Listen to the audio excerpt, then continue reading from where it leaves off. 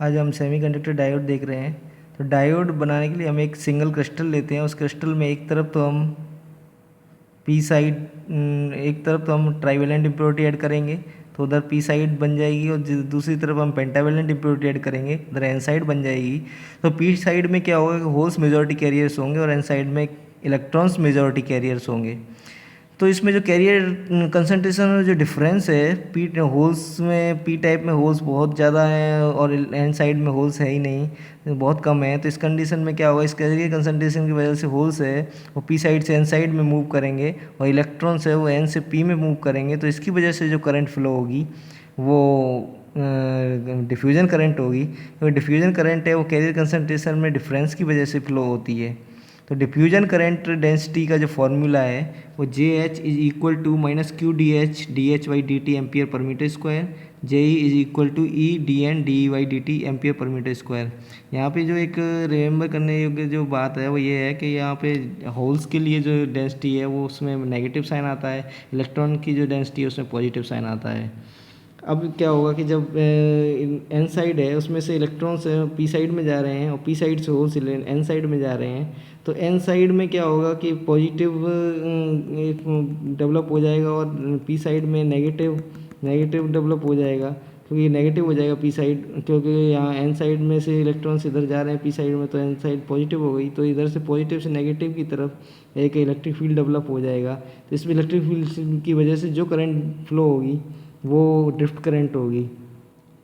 अब जो P side से होल्स एन साइड में जा रहे हैं, तो एक जो टाइम के बाद क्या होगा कि एन साइड में होल्स काफ़ी मात्रा में हो जाएंगे, तो वो होल्स हैं रिपेल करेंगे और पी साइड से आने वाले होल्स को, तो इससे एक पोटेंशियल बैरियर डेवलप हो जाएगा जंक्शन पे। उसी तरह से जब एन साइड से इलेक्ट्रॉन्स पी साइड में जा रहे हैं, तो क्या होगा कि वो इलेक्ट्रॉन्स हैं वो रिपेल करने लग जाएंगे थोड़े टाइम बाद। तो ये क्या होगा कि यहाँ पे एक पोटेंशियल बैरियर डेवलप हो गया जो और इलेक्ट्रॉन्स को इधर नहीं आने देंगे।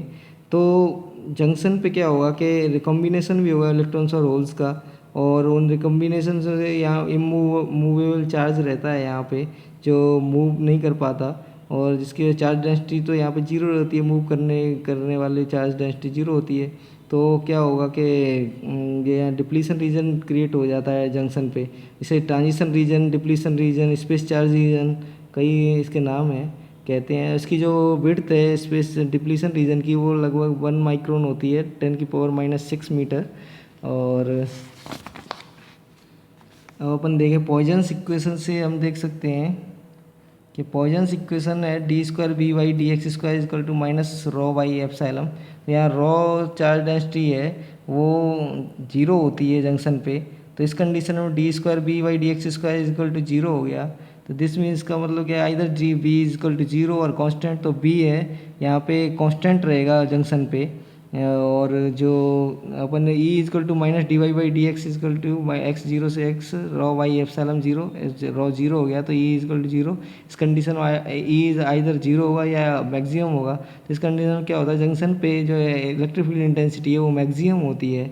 बैरियर पोटेंशियल का जो फॉर्मूला है वो v zero is equal to v t l n n a n D by n i square. ये भी याद रखना है, इस पर भी कई वो आएंगे। यहाँ पे बी टी है वो thermal volt equivalent of temperature है, और जो एन ए एक्सेप्टर टाइप की इम्प्योरिटी है, और एन डी है वो डोनर टाइप इम्प्योरिटी कंसनट्रेशन है, और एन आई है वो इंट्रिंसिक सेमीकंडक्टर में जो कंसनट्रेशन है वो है। अब अपन देखते हैं ये कि अपन डायोड को दो तरह से बायसिंग कर सकते हैं, एक तो फॉरवर्ड बायस, एक रिवर्स बायस। फॉरवर्ड बायस में क्या करेंगे हम कि जो पॉजिटिव टर्मिनल है उसे तो हम जोड़ेंगे पी साइड में, और नेगेटिव टर्मिनल है बैटरी का उसे जोड़ेंगे एन साइड में। तो इस कंडीशन में क्या होगा कि जो होल्स हैं, जो बैटरी का पॉजिटिव टर्मिनल्स होल्स को रिपेल करेगा और वो डिप्लीशन रीजन की तरफ जाएंगे, और इलेक्ट्रॉन्स से रिकॉम्बिनेशन कर लेंगे, तो यहाँ से इलेक्ट्रॉन्स कम हो जाएंगे मूवेबल चार्ज। तो इसी तरह से एन साइड से इलेक्ट्रॉन्स जाएंगे वो होल्स के साथ करेंगे, तो यहाँ पे भी कम हो जाएगा। तो स्पेस डिप्लीशन रीजन की विड्थ कम होती जाएगी और करंट तेज़ी से फ्लो होने लग जाएगी। तो फॉरवर्ड कंडीशन में करंट फ्लो होती है आई डी। और रिवर्स कंडीशन में क्या होगा कि जो नेगेटिव को तो हम पी साइड से जोड़ देंगे और पॉजिटिव को बैटरी के को एन साइड से जोड़ देंगे। तो इस कंडीशन में क्या है, डिप्लीशन रीजन की विड्थ है वो बढ़ती जाएगी, और जब विड्थ बढ़ेगी वो विड्थ बढ़ने की वजह से क्या होगा कि ये क्रॉस नहीं कर पाएंगे कैरियर, तो क्रॉस नहीं करेंगे तो करंट फ्लो नहीं होगी। तो इस कंडीशन में केवल माइनॉरिटी कैरियर है वो क्रॉस करेंगे, और minority current flow carrier flow की वजह से जो करंट फ्लो हो रही है वो IS होती है, वो होती है रिवर्स सेचुरेशन करंट भी कहते हैं जिसे। ये बहुत कम मात्रा में होती है ये इसकी मतलब इसका एम्पलीट्यूड बहुत कम होता है, और ये रिवर्स सेचुरेशन करंट है वो लीकेज करंट भी कहते हैं इसे। ये जिन रिवर्स सेचुरेशन करंट है वो जितनी कम होगी, वो डिवाइस या मटेरियल है वो उतना ही थर्मल स्टेबल होगा और वो उतना ही अच्छा होगा। और 10 डिग्री सेंटीग्रेड अगर टेम्परेचर राइज होता है तो जर्मेनियम और सिलिकॉन दोनों के लिए ही ये डबल हो जाती है थर्मल, ये जो करंट है। इसका जो फार्मूला है IS/T2 = IS/T1 2 T2 - T1 / 10 ampere. यानी इसमें अगर हमें एक किसी टेम्परेचर पर दी हुई है थर्मल करंट, तो हम दूसरी टेम्परेचर पे इसे कैलकुलेट कर सकते हैं इस फार्मूले से इसमें रख के। तो अपने एक चीज़ तो ये याद रखनी जो पूछ सकते हैं एग्जाम में कि 10 डिग्री सेंटीग्रेड राइज पे कितने डबल हो जाती है, कितने टेम्परेचर राइज पे डबल हो जाती है करंट। अब अपन देखते हैं डायोड करंट का जो फॉर्मूला है। Diode current ID = IS EBD/η VT - 1। यहाँ पे ईटा 1 है और सिलिकॉन के लिए ईटा 2 है, जर्मेनियम के लिए 1 है, सिलिकॉन के लिए 2 है। ईटा है रिकम्बिनेशन फैक्टर है, इसे भी पूछ सकते हैं वो। कट इन वोल्टेज क्या होता है, minimum forward voltage so that current flow through the diode. मतलब क्या होगा कि ये मिनिमम फॉरवर्ड वोल्टेज है जो हमें अप्लाई करनी पड़ेगी, उसके बाद ही करंट फ्लो होगी डायोड में होके। तो जो जर्मेनियम के लिए तो 0.2 वोल्ट होता है, सिलिकॉन के लिए 0.7 वोल्ट होता है। अगर 0.2 वोल्ट से ज़्यादा अप्लाई करेंगे तभी डायोड जर्मेनियम के डायोड में करंट फ्लो होगी। 0.7 वोल्ट से अधिक अगर वोल्टेज अप्लाई करेंगे तभी सिलिकॉन के डायोड में करंट फ्लो होगी। और ये कट इन वोल्टेज है वो टेम्परेचर के साथ डिक्रीज होता है। टेम्परेचर अगर बढ़ाएंगे इंक्रीज करेंगे तो ये थ्रेशोल्ड वोल्टेज है वो डिक्रीज होता है। ये 1 डिग्री सेंटीग्रेड राइज अगर टेम्परेचर में होगा तो ये 2.5 मिली वोल्ट से कम हो जाता है। ये जो आइडियल डायोड है उसकी जो करेक्टरिस्टिक है वो इस तरह होती है। पीस वाइज करेक्टरिस्टिक कहते हैं इसे। ये भी क्वेश्चन आ सकता है कि आइडियल डायोड की करेक्टरिस्टिक किस तरह होती है। पीस वाइज करेक्टरिस्टिक हो गई ये। इसमें ये कंडीशन में क्या होगा कि जब ये फॉरवर्ड बायस होगा उस कंडीशन में तो मैक्सिमम करंट फ्लो होगी, ये शॉर्ट सर्किट की तरह वर्क करेगा। और जब रिवर्स बायस होगा उस कंडीशन में ओपन सर्किट हो जाएगा और इनफाइनाइट रेजिस्टेंस होगा इस कंडीशन में। इस कंडीशन में रेजिस्टेंस 0 हो गया और इस कंडीशन में रेजिस्टेंस इनफाइनाइट होता है, इस कंडीशन में 0 हो गया। अब देखें हम ब्रेक में रेजिस्टेंस डायोड के जो कितने टाइप के होते हैं। एक तो स्टैटिक रेजिस्टेंस होता है, एक डायनामिक रेजिस्टेंस होता है। तो जो स्टैटिक रेजिस्टेंस होता है वो तो रेशियो है B/I। तो ये वोल्ट एम्पियर करेक्टरिस्टिक है डायोड की, उसमें B/I निकालने किसी पॉइंट पे तो स्टैटिक रेजिस्टेंस निकल आता है, निकल के आ जाएगा अपना। तो ये है जो ऑपरेटिंग पॉइंट है उससे अगर ओरिजिन को अपन मिलाएं, ज्वाइन करें तो उसमें मिलाएंगे तो उसमें जो उसका जो स्लोप आएगा उसका जो रेसिप्रोकल है वो स्टैटिक रेजिस्टेंस है। और जो डायनामिक रेजिस्टेंस R/d/i होता है, उसका जो कंडक्टेंस है वो डायनामिक रेजिस्टेंस का वो इन्वर्स होता है। तो di/db I0, या अगर अपन वैल्यू पुट करें इसकी तो और डिफ्रेंशिएट करें तो I0 EBD/η/VT आ जाएगा ये। और G = I + I0/η/VT। I forward bias में क्या होता है कि बहुत ज़्यादा होता है I0 की तुलना में। I0 रिवर्स सेचुरेशन करंट है जो बहुत कम होती है।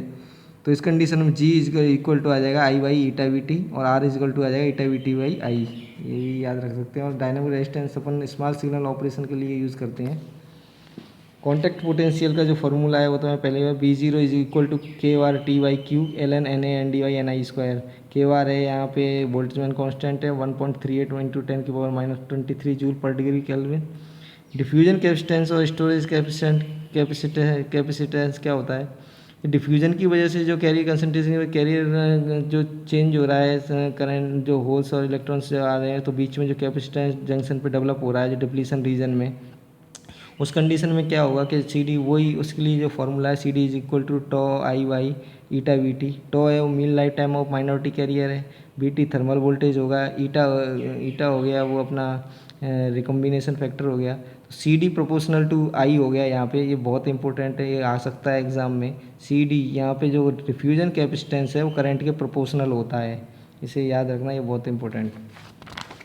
अब अपन देखें ब्रेक डाउन, जो डायोड में ब्रेक डाउन होते हैं वो दो तरह के होते हैं, एक तो एवलांची ब्रेक डाउन, एक होता है general break down. Break down क्या होता है, पहले तो ये देखें कि हम जैसे जैसे हम वोल्टेज अप्लाई करें और एक कंडीशन ऐसी आती है कि जब उसके सब वोल्ट जब उसके कोवेलेंट वोल्ट टूट जाएंगे और उसमें इतने अधिक ज़्यादा कैरियर होंगे कि वो करंट एब्रप्टली फ्लो होगी, तो उस कंडीशन को ब्रेक डाउन कहते हैं। तो एवलांची ब्रेक डाउन तो होता है जब वोल्टेज अप्लाइड वोल्टेज है वो 6 वोल्ट से ऊपर होना चाहिए और लाइटली डोप्ड हो उस कंडीशन में। तो उस कंडीशन में क्या होगा, जो थर्मली जनरेटेड इलेक्ट्रॉन्स हैं वो कोवेलेंट वोल्ट को तोड़ेंगे तो इलेक्ट्रॉन होल्स जनरेट हो जाएंगे, फिर वो दूसरे कोवेलेंट वोल्ट को तोड़ेंगे, इस तरह से वो बढ़ती जाएगी संख्या और एकदम एब्रप्टली वोल्ट करंट फ्लो होगी। इस कंडीशन को तो कहते हैं एवलांची ब्रेक डाउन। लेकिन जेनरल ब्रेक डाउन क्या होता है कि जब हम हैवीली डोप्ड अगर सेमीकंडक्टर लें और उसमें अप्लाइड वोल्टेज है वो 6 वोल्ट से कम रखें, तो और उसमें क्या होता है, इस कंडीशन में very high electric field intensity उसमें क्रिएट हो जाएगी 10⁻6 वोल्ट पर सेंटीमीटर। तो वो कोवेलेंट वोल्ट को एकदम टूट जाएंगे और करंट एब्रप्टली फ्लो होगी, तो ये जनरल ब्रेक डाउन हो गया। तो 6 वोल्ट से अगर बिलो है ब्रेक डाउन वोल्टेज, तो इस कंडीशन में 6 वोल्ट से बिलो अगर अप्लाई कर रखा है आपने, तो इस कंडीशन में ब्रेक डाउन वोल्टेज है वो डिक्रीज होता है टेम्परेचर इंक्रीज होने पे, और 6 वोल्ट से एबव पे ब्रेक डाउन वोल्टेज है वो इंक्रीज होता है टेम्परेचर इंक्रीज होने पे। ये याद रखना है, ये भी क्वेश्चन आ सकता है। जनरल डायोड का जो वो सिंबल है वो ये होता है, इसमें इसको याद रखें, सिंबल भी पूछ सकते हैं। बस आज की क्लास हम यही समाप्त करते हैं।